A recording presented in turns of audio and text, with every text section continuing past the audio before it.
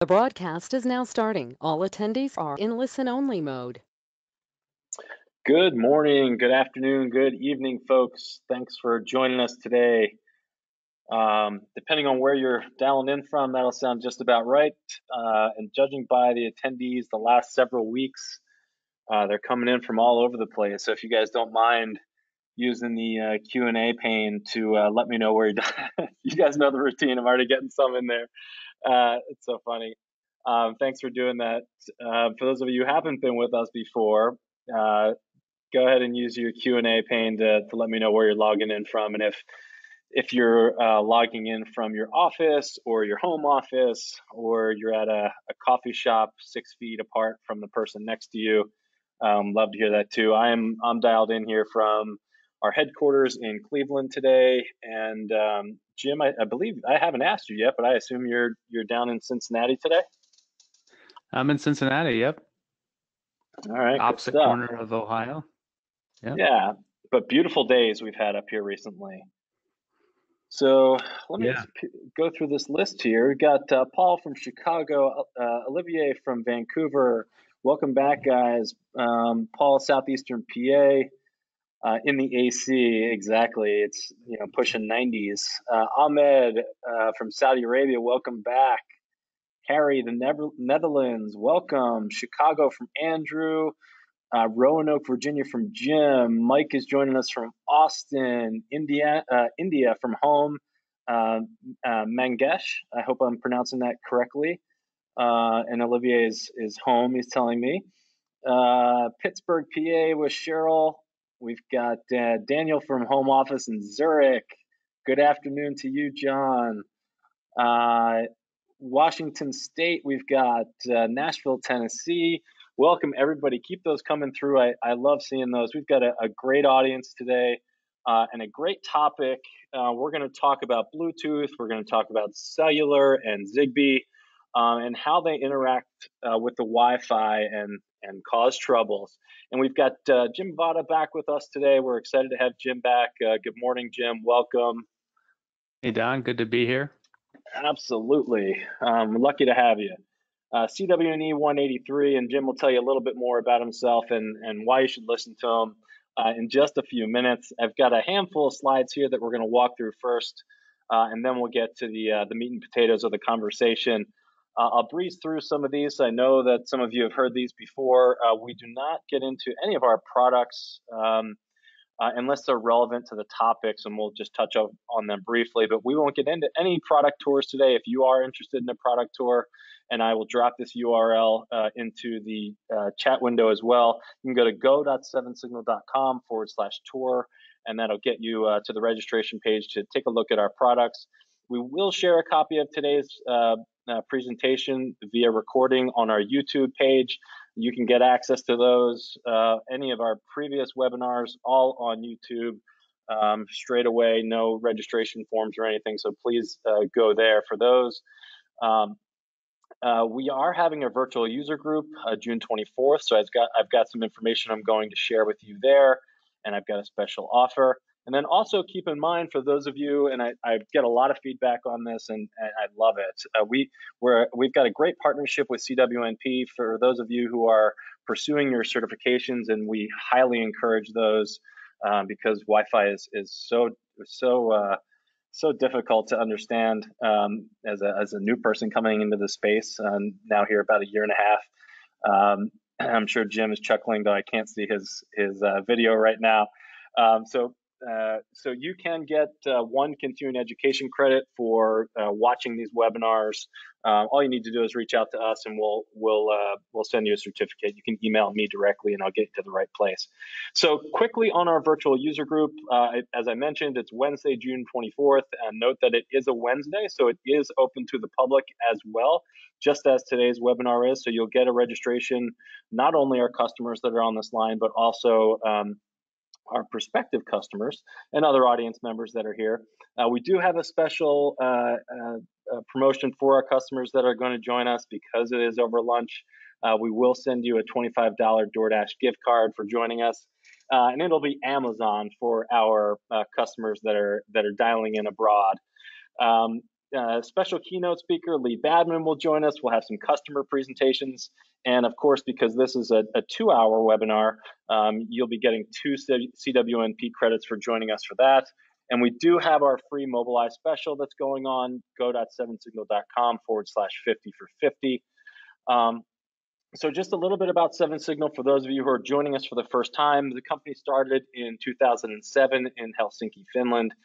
We moved to the US about 3 years after that in search of some Wi-Fi talent, and we've hit some major milestones along the way, including 5 million devices that we monitor on a daily basis, 1 billion data points that are analyzed not only with those devices themselves, but also the networks. So 1 billion data points on a daily basis, just a ginormous number in this space. The product is certified in over 40 countries around the world.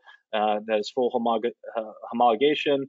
We're GDPR compliant, so we do stay relevant not only with our technology stack, but also your security and privacy is paramount for us. We've got over 200 customers around the world, 14 patents, 30 partners, a lot of whom are on here today from the UK, from Germany, from India. I see South Africa on here, Mexico, just a great partnership program that we have. 7Signal is here to enable that digital experience for your end users. And what we've done since 2007 is created a fully AP and device agnostic platform that gives you full visibility into the end user experience.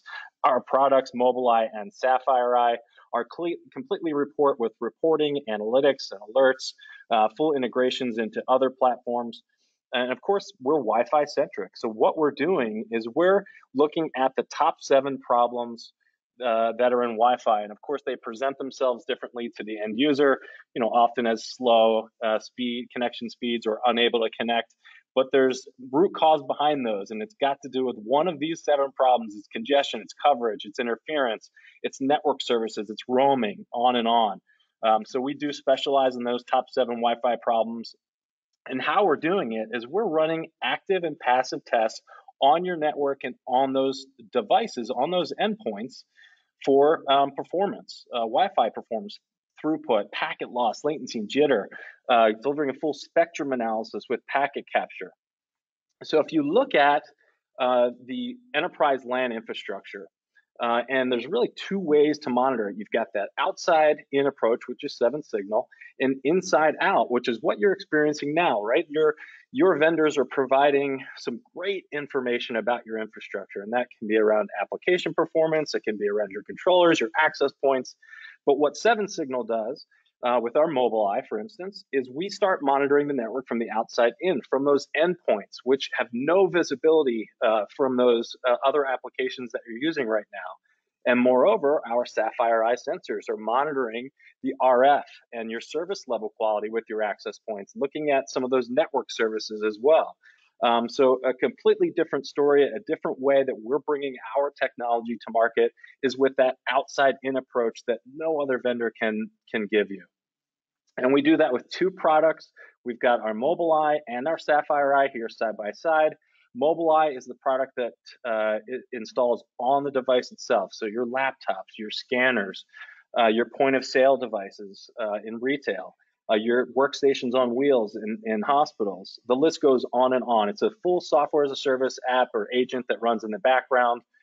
Very low weight. Your Windows, your Mac, your Android, your mini PCs, giving you access to information on your adapters and drivers, your roaming performance, adjacent and co-channel interference, etc. Whereas Sapphire Eye is our perfect client or sensor that lives up in the rafters with the access point. It's software-enabled hardware that gives you a full spectrum analysis, packet capture, and those smaller boxes indicate the different problems that we talked about before. And what these products specialize in. So depending on your industry or your challenges, one of these products or both are indeed what you're going to be looking for. So with that said, I'd love to hand the controls over to you, Mr. Vada, and get going with a little Zigbee, a little cellular, a little Bluetooth talk today, and get on with the show. Sounds good. Let me just switch over to my slides. Make sure we get the right view. There we go. Yep, I've All got them. right. Yeah, so what we're talking about today are really all the non-Wi-Fi wireless protocols that you might encounter in the enterprise. And we're going to start with this visualization, which I think is really important because, if you take away anything from today, take away this, slide. And what we're looking at are the different RF bands. Sub 1 gigahertz, that's what S1G is. It's 800 megahertz. In some parts of the world, 900 megahertz in the US and other parts of the world.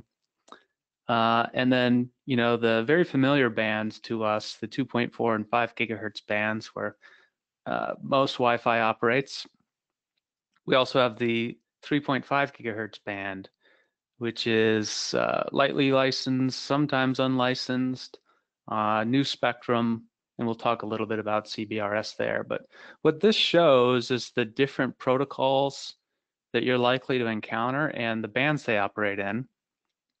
And it's important to realize that some of these protocols, are more polite than others and won't share the spectrum as politely and could certainly interfere with each other if they're not coordinated. So as wireless engineers, we think about Wi-Fi primarily, but with these other protocols operating in the spectrum we're using, we need to start thinking more broadly because some of this stuff is coming, and it really needs to be coordinated in the enterprise for it all to work well together. So first, let's talk about some of the licensed spectrum technologies, what typically are used by cellular carriers. That's your 2G, 3G, 4G, 5G technology. They're using licensed spectrum. It's not shared spectrum. Nobody else is using it except those cellular carriers that have exclusive licenses to use it from their regulatory bodies, like the FCC here in the US. Occasionally, you'll see these technologies used in private businesses, maybe a big public utilities company or big, oil and gas company that has just a huge territory to cover. They might be deploying their own private cellular networks with licensed spectrum, but it's very expensive. The talent required to do this is, you're essentially standing up a cellular carrier. So it's not something that typical enterprises are going to be engaged in. The cellular generations are sort of shorthand for a series of specifications that define those generations. So 2G and 3G were the eras where we had GSM and CDMA predominantly as the dominant technologies. And some carriers used GSM and some used CDMA, and they were incompatible. So if you had a phone from a CDMA carrier, you couldn't decide one day, I'm going to switch to this other carrier that uses GSM and just bring my phone with me because they use different radio technologies. All that changed with the advent of 4G and a pretty broad standardization among the cellular carriers on LTE, which is a evolution of the GSM standard. That is when it really became possible to move phones between carriers and travel internationally without having to worry about your radio technology matching up with what's in use there. And with 5G, again, we're using a standard spec, the 5G NR, 5G new radio specification. One of the benefits or one of the trends here as we've gone through these new cellular generation technologies is just a simplification of the terminology. With 2G and 3G, there were a bunch of different GSM and CDMA technologies behind them. With 4G, it was just LTE and the various flavors of that. With 5G, it's 5G, right? So 5G is the generation. 5G NR is the actual spec behind it. If you want to learn more about those, most of these standards are products of the 3GPP group, which is similar to the IEEE for Wi-Fi. They developed the standard that the cellular carriers and device manufacturers adhere to. So you can look up more information about these with 3GPP. Now, most of the time, cellular does not interfere with Wi-Fi because it uses spectrum that's separate from what we use for Wi-Fi, but it can when it's deployed in close proximity, say in a DAS situation. You can have harmonics that are related, an octave or two above or below the transmitter in that cellular spectrum, actually interfering with Wi-Fi in the 2.4 gigahertz band. And so enterprise APs have, some of them will have special filtering and shielding to reduce the impact of that. But if you are in close proximity to some of those cellular transmitters, maybe a DAS, for example, it's a good idea to check with your AP vendor and see if that's something to be concerned with. But let's move on to talking about unlicensed spectrum technologies. This is stuff that we deal with on a day-to-day basis in the enterprise. Bluetooth, Zigbee, Wi-Fi, more and more cellular is coming, and more. And we'll dig into each one of these a little bit. So Bluetooth comes first because this one is extremely pervasive. We almost don't think about it, but it's almost everywhere that Wi-Fi is. If you think about people walking around with earbuds and smartwatches and fitness straps and wireless keyboards and mice and on and on and on, that's almost always using Bluetooth. And Bluetooth uses the same 2.4 gigahertz band that Wi-Fi does. So certainly, contention there for the same spectrum. Older versions of Bluetooth were really problematic for Wi-Fi. They would just kind of stomp all over Wi-Fi, and it caused a lot of interference. But since then, the Bluetooth has a feature called adaptive frequency hopping, where it will detect a Wi-Fi transmitter and hopefully stop using the spectrum that the Wi-Fi AP and clients are using. So Bluetooth really got big with Bluetooth 4 and the release of Bluetooth Low Energy. That's where all the IoT Bluetooth stuff really started taking off, because now you can have devices that can last days and weeks without a battery, without extinguishing the battery, and that made it really expanded the use cases it supported. If you want to learn more about Bluetooth, go to Bluetooth.com, and the SIG there is the in charge of that standard. This is what it looks like in the spectrum analyzer we have in Sapphire Eye. So you can see a very classic sawtooth pattern in the line graph, showing each of those 2 megahertz channels that Bluetooth is hopping from very quickly.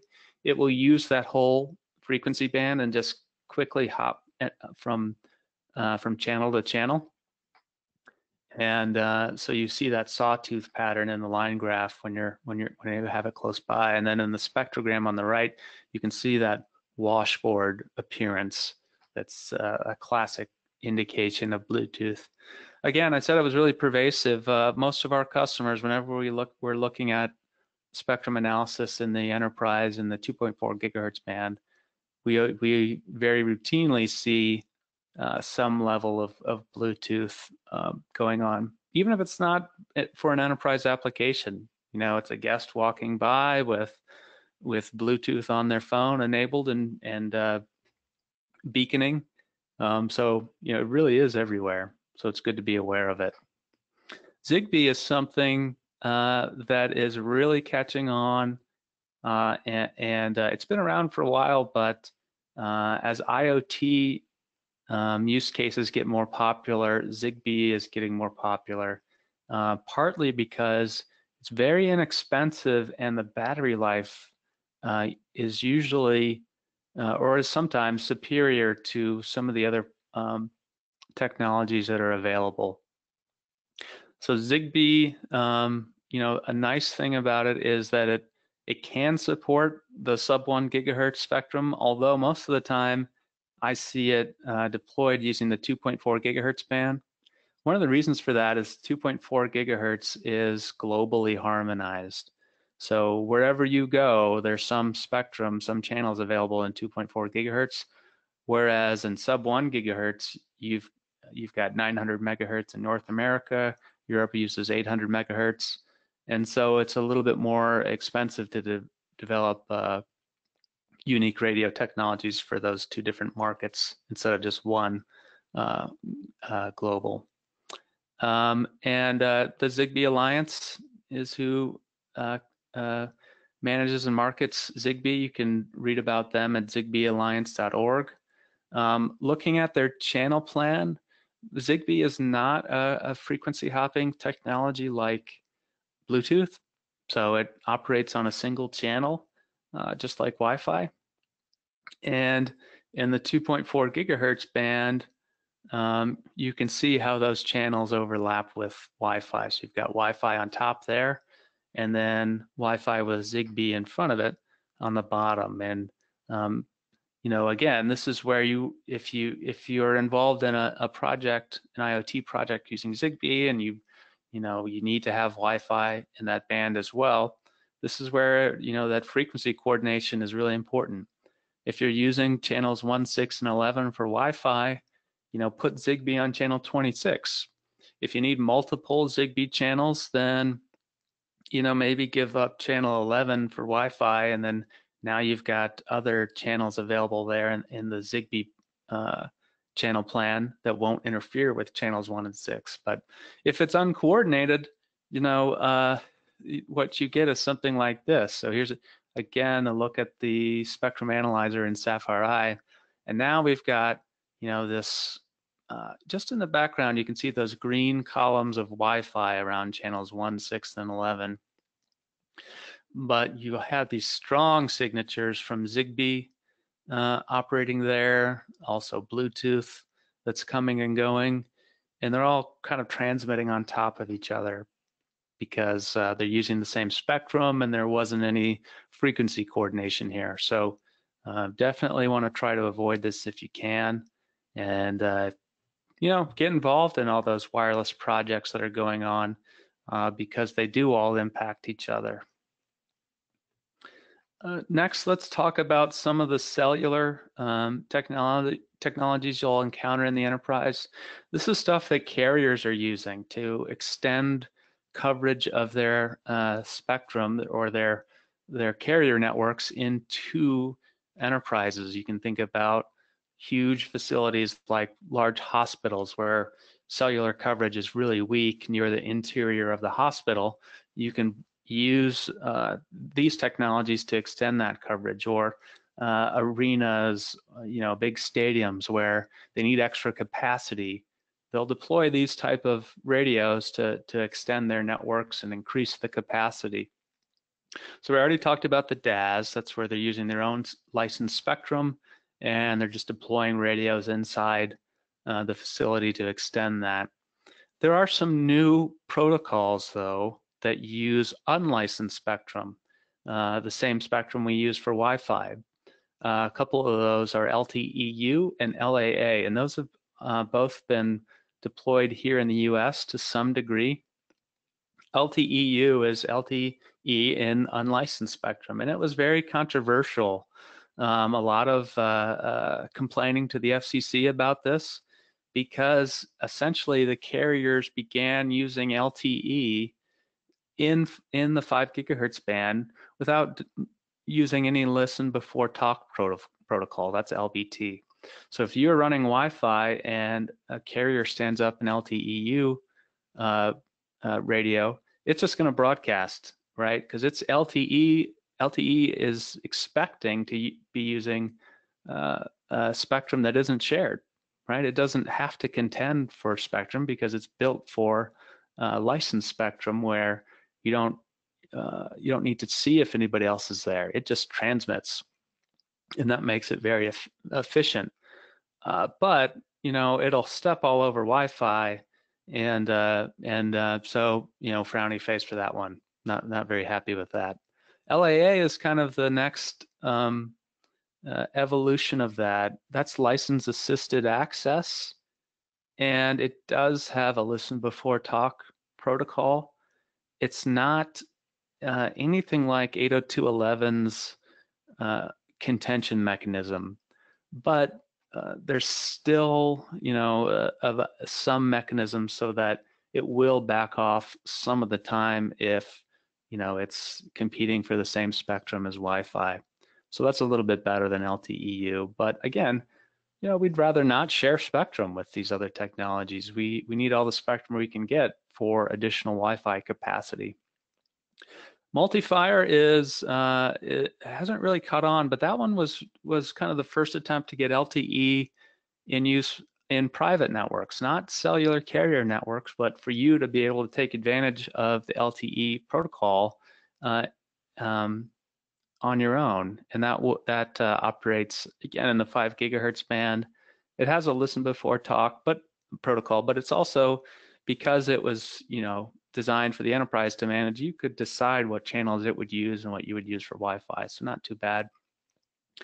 The next one, and this is probably the newest technology, this is the CBRS band, the Citizens Band Radio Service here in the US.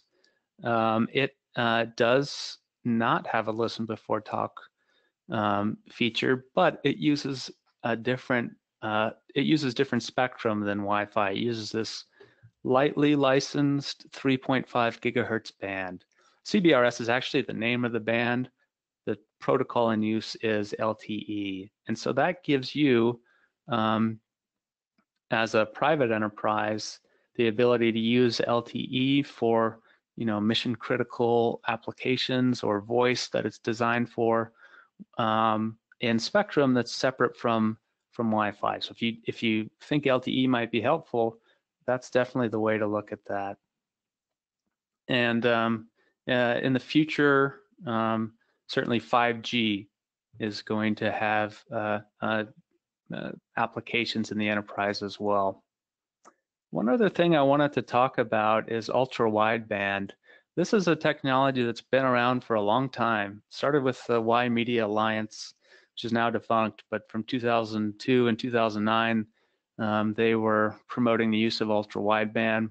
Now the Ultra Wideband Alliance from 2018 and on is in control of that. But it's an unlicensed technology used for real-time location services with very, very high accuracy.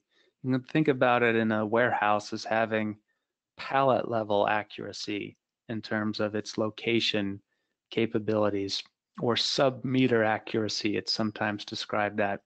So very, very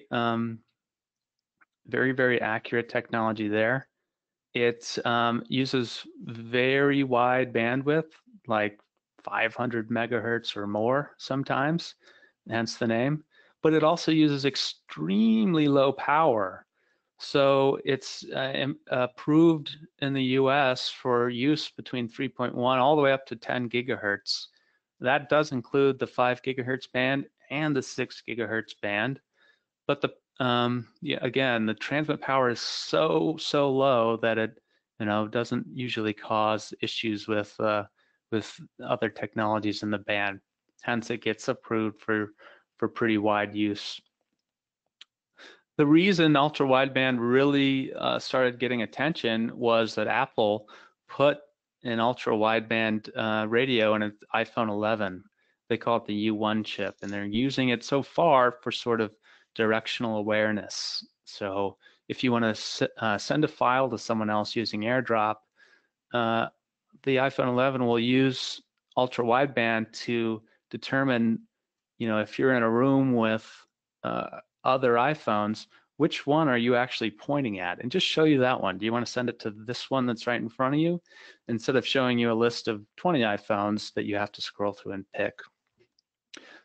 I expect Apple to do more with that. Certainly it's a very expensive thing for a device manufacturer to add a separate radio, so stay tuned. Also, the NFL, the Professional American Football League here in the US, uses ultra wideband tags on the pads of players to help their cameras track them. So sometimes you have that video game experience where the camera is following the player, like on a kickoff return. Part of how that happens is automated using ultra wideband to keep that camera tracking right on them. Really cool. Again, something that'll probably expand this year as fans may or may not decide to come to games, or may not be able to with restrictions in place to limit large gatherings at the moment. So really cool technology to keep an eye on. And again, this is I wanted to show this slide again just to reiterate that where these technologies are overlapping spectrum-wise. There's a couple things on here we didn't really talk about, like Thread and LoRa and Wi-Fi Halo. Those are all IoT protocols. They're all designed to be low power and just really inexpensive and low throughput, right? Just enough for an IoT sensor to send the data it needs to and preserve its battery life and remain fairly inexpensive. So as these projects come up in the enterprise, it's good to know where potential spectrum conflict might occur. And if you can get involved early, maybe you can suggest a different technology that's not going to contend for the same spectrum as Wi-Fi, or if it is, you can get involved in the coordination of the channels in use and some of the features those protocols use, so they're not stepping on each other. Really, really handy to keep that in mind. A little bit about future stuff. CBRS. This is something that's really happening this year. I believe it's coming up here in July. That the FCC will do its spectrum license auction for those priority access licenses. Again, this is private LTE in that 3.5 gigahertz band, so unique spectrum from Wi-Fi. But you still have the opportunity to run LTE. The idea is, really mission critical applications and latency sensitive applications, you can take advantage of some of the benefits of LTE for and not use the same spectrum as all your guest Wi-Fi or your high throughput sort of bulk data transfer that Wi-Fi is really good at. If you are running a voice over Wi-Fi network or you're doing voice in the enterprise, maybe LTE might be a better solution. Or you have industrial IoT that's just mission critical. It's the controlling or reporting on the performance of components on a production line in the factory, and you just have to have that. CBRS is might be a good place for that. One of the things that's unique here, though, is the licensing model. So it's really a mix of completely unlicensed all the way up to fully FCC licensed, no one else can use the spectrum. And all that's coordinated uh, using a SAS or the Spectrum Access System. And so sort of on the bottom are those general authorized licenses. That's unlicensed. Anybody that's doing CBRS can use that 80 megahertz of GAA spectrum. And if there's no other users, if there are no PAL or incumbents, you can use the whole 150 megahertz. But you'll always at least have 80 megahertz. And to put it in perspective, LTE in CBRS uses 10 megahertz wide channels. So you'll always have some spectrum available, even if you don't have a license. The PAL licenses have priority over GAA, and that'll probably in urban areas, those will be bought by the cellular carriers to expand their spectrum. But also, we'll see if large organizations, governments, and really big enterprises might want to buy some of those as well. That's up to 70 megahertz. And then you've got the incumbents that have always been there. So in the US, it's the Navy, it's wireless ISPs, fixed satellite services, were the original users and licensed users of this band. They still have their licenses, but now we're adding all these other users, and the SAS is coordinating the usage of the spectrum. And it's all geographically based. So if you're not by a naval base, there's a good chance, or by a coast where an aircraft carrier is, there's a good chance you can access spectrum that is normally limited to the Navy to use. So really interesting, and I think there's going to be a lot more movement on there with CBRS in the coming years. You can go to cbrsalliance.org to learn more about that. Another thing that we'll see in the enterprise is 5G, and that's, it's built with unlicensed spectrum kind of in the standard, where LTE had these kind of additional amendments that made it support unlicensed spectrum. 5G has it sort of built in, and the 3GPP believes it will have uses in the enterprise, including with private networks.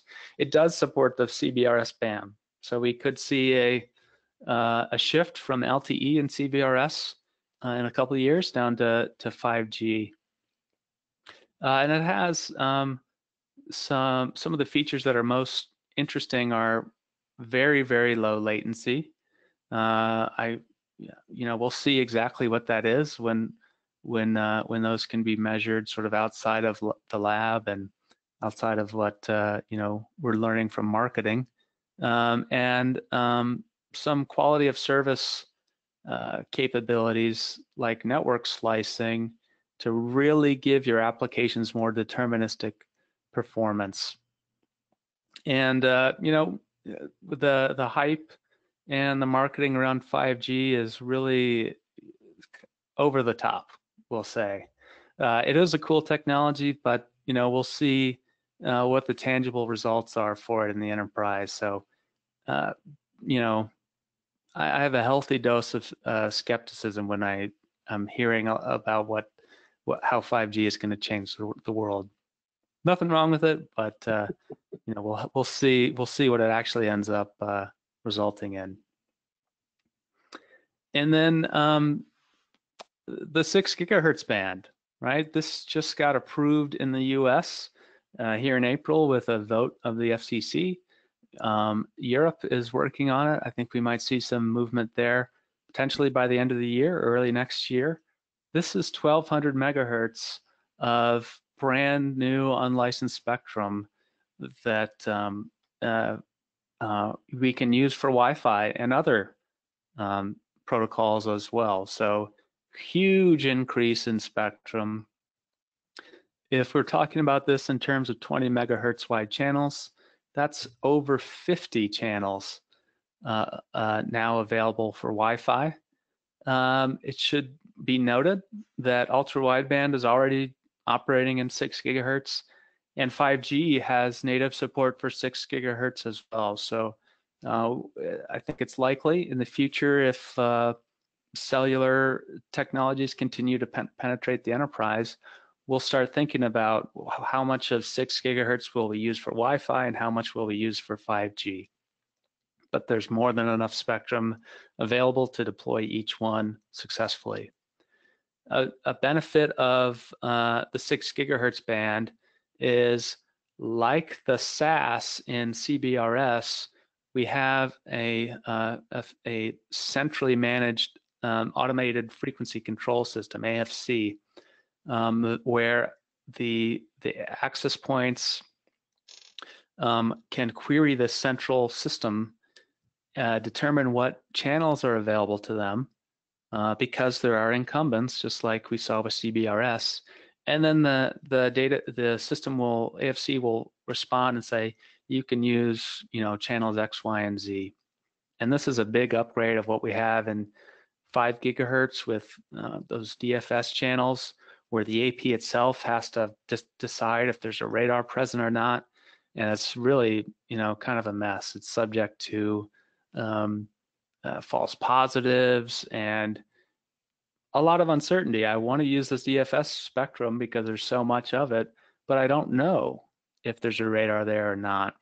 And sometimes, things come and go. Now we have certainty. And for low power indoor APs, which will be most of the APs that enterprises are buying for 6 gigahertz, they don't require that at all. So Wi-Fi 6E is the Wi-Fi Alliance term for Wi-Fi that supports that 6 gigahertz band. And we'll see products with Wi-Fi 6E support on the market, maybe by the end of this year and definitely next year. Very, very cool. So key things to take away, understand spectrum usage, know what spectrum, what bands the protocols are using, and get involved in those projects. If facilities is bringing in an IoT solution to manage their lighting, or security is bringing in a wireless system to control the doors, get involved in those projects. Yeah, they're somebody else's project, but they might be using the same spectrum you're using for Wi-Fi. And if you can get involved early, you can coordinate the use and maybe head off some problems down the road. If you want to learn more, the CWNP program has a new certification, the Certified Wireless Solutions Administrator, which is based around all these new non-Wi-Fi protocols, along with IoT. And it's a good, first step in learning more about some of this other stuff that's going on in the enterprise. Very cool. CWNP actually has a whole certification track that they're building for these exact circumstances. All right. Well, with that, Don, I think we can move on and do some Q&A. Yeah, that sounds good. Jim, great job. Thanks a lot for that presentation. Got a lot of good comments in the chat room about it already. So we're going to open it up to Q&A at this point. Just simply expand your question and answer pane in the GoToWebinar panel, and we can get those any questions answered for you. And while you guys are typing those out, just a couple last shout outs for folks I didn't get to that sent in their locations. We've got, it says from John, somewhat rainy southeast corner of England. Welcome, John. We know it's raining. It's England, right? Yeah, right. That's a given. You didn't have to type that in. Fabiano, who's also in England, but in London. We've got Alex from the RTP in North Carolina, which I think is that research technology park that they've got in there. Let me know if that's not right, John. And then a Jonathan from Raleigh, North Carolina. So, folks, thanks for letting us know. I really appreciate that. So now to your questions. First one here is from Matthias. how widely have CBRS, the private LTE, been deployed in the U.S.? And it goes on here, but I need to expand my pane here, and I can't seem to figure that out. Can you see that That's okay. question, Jim? Yeah. Yeah. And then what are the typical use cases? I don't Okay. think there are really any enterprises that have deployed CBRS yet, but because the PAL auction got delayed, I think over the coronavirus stuff, they needed to figure out how to do it in a different way without bringing people together for that auction. But they're doing that in July. There are companies on the market that have developed CBRS solutions like Solona that they intend to sell into enterprise. And there certainly are, we've talked to companies that are very interested in it. The other part of the question is, what are the typical use cases? What actually gets deployed, we will see. I think some of those could be business critical applications that require really, really strong mobility. And so that could be private voice handsets in hospitals where they're doing voice and they're doing really critical voice, right? Patient care over the wireless. And they, why not move that to its own spectrum that's not being shared with anything else, and take advantage of LTE, which really does a great job with roaming handoffs from AP to AP. Also, things like payment processing terminals that are wireless. If think about like an arena or a stadium where thousands of people show up and they've all got Wi-Fi handsets and they're getting on the guest Wi-Fi, and you're also trying to process credit card swipes using the same spectrum, that'd be better off on its own spectrum and let the guest Wi-Fi use all that normal unlicensed spectrum. But anything that's really mission critical that requires really reliable mobility is where I think CBRS will take off. Thank you, Jim. I know we're a little bit over time right now, but maybe we've got time for one or two questions. This first one, maybe a resource that Frank's asking about here. Is there a good chart or poster that depicts all of the available spectrum and channels that you've found?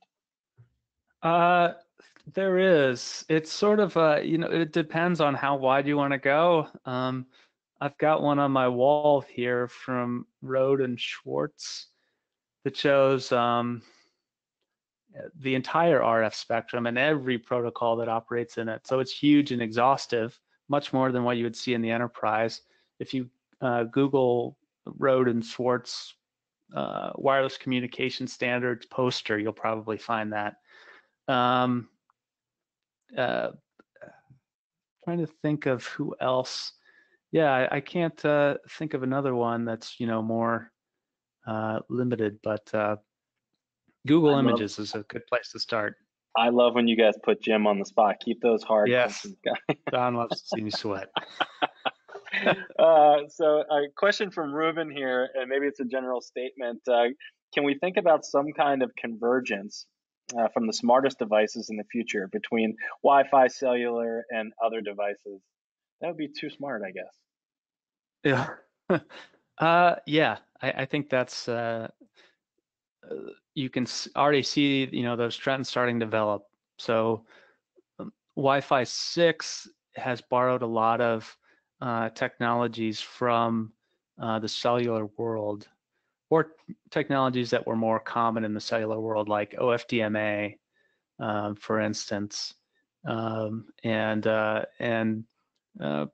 the same time, cellular technologies are doing things that usually we only saw on Wi-Fi, like using a lot of spectrum all at once to get really high throughput. And the chipset manufacturers are building chipsets that might have Wi-Fi and Bluetooth and other IoT protocol support just on the same chipset. It's just one component that has a radio a software-defined radio that can do speak a lot of different protocols.